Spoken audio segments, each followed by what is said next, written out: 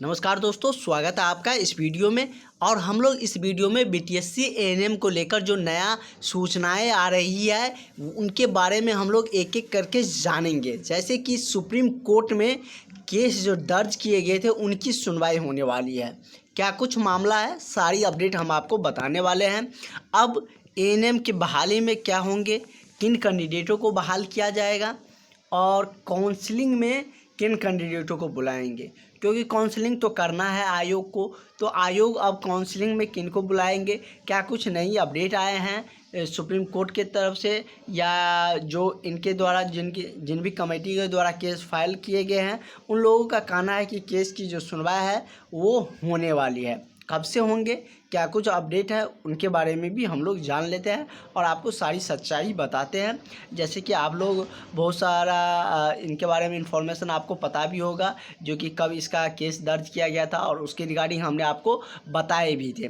और भी केस उसमें किए गए थे, तो उसमें जैसे कि अभी जो सिचुएशन है कि केस को मर्ज नहीं किया जाएगा, और भी जो केस है उनको मर्ज नहीं किया जाएगा। सिंगल केस इनकी सुनवाई होंगे सुप्रीम कोर्ट में, और कब से होने जा रही है उनके बारे में हम लोग जान लेते हैं। का क्या कुछ स्टेटस है, जिस तरीके से अब केस की जो सुनवाई है वो होंगे, आपको हमने बताए भी थे कि 8 जून के बाद इस केस का जो नया फाइलिंग है उसका जो डेट है वो आपको देखने को मिलेंगी। फ़िलहाल यदि हम बात करें तो इस केस की डिटेल्स आप लोग यहाँ पर देख सकते हैं। यही आप लोगों का केस नंबर है, जो डायरी नंबर है वो दिए गए थे, ये आप सबको पता है और पहले भी हमने आपको बताए भी थे, और इसमें सारे डिटेल्स भी दिए गए हैं।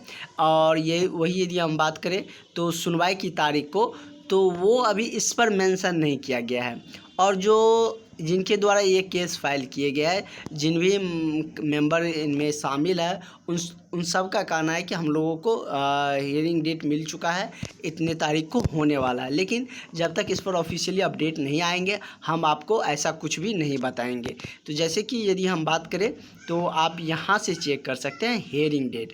यहाँ पर आप देख सकते हैं दिया गया है, लिसनिंग डेट दिया गया है। तो यहाँ पर क्योंकि ये ऑफिशियल वेबसाइट है, कुछ भी होगा तो यहीं से सब कुछ होगा।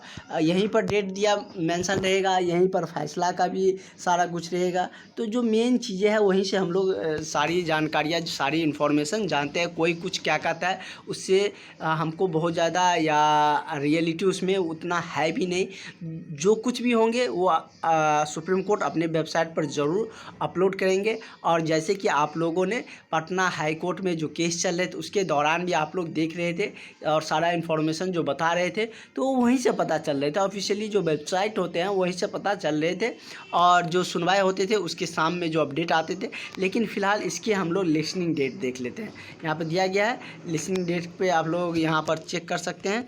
तो यहाँ से थोड़ा सा इसमें नेटवर्क का इशू आ रहा है, यहाँ से मतलब कि चेक हो जाता है। और उसमें हाल जो इसका डेट है वो इस पर अभी शो नहीं कर रहे हैं।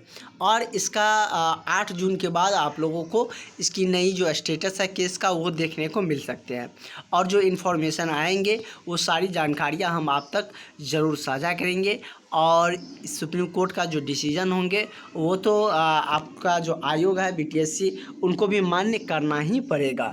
जैसे कि आप सबने देखे हैं कि पटना हाई कोर्ट का डिसीजन आए तो उसके विरुद्ध आयोग नहीं जा सकते, क्योंकि जो कोर्ट का डिसीजन आते हैं उसको मान्य करना पड़ता है सभी को, चाहे वो राजनेता हो चाहे कोई आयोग हो।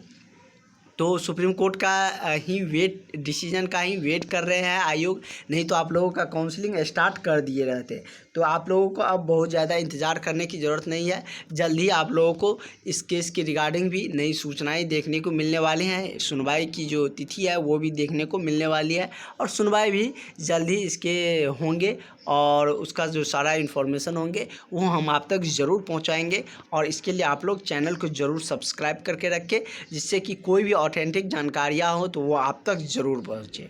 और हम आपको सारी सच्चाई बताते हैं, जो भी सच्चाई रहते, भले ही व्यूज़ कम आए लेकिन जो सच्चाई रहते हैं वहीं हम आपको बताते हैं। तो चलिए आगे एक और इन्फॉर्मेशन आपको मिलते रहेंगे।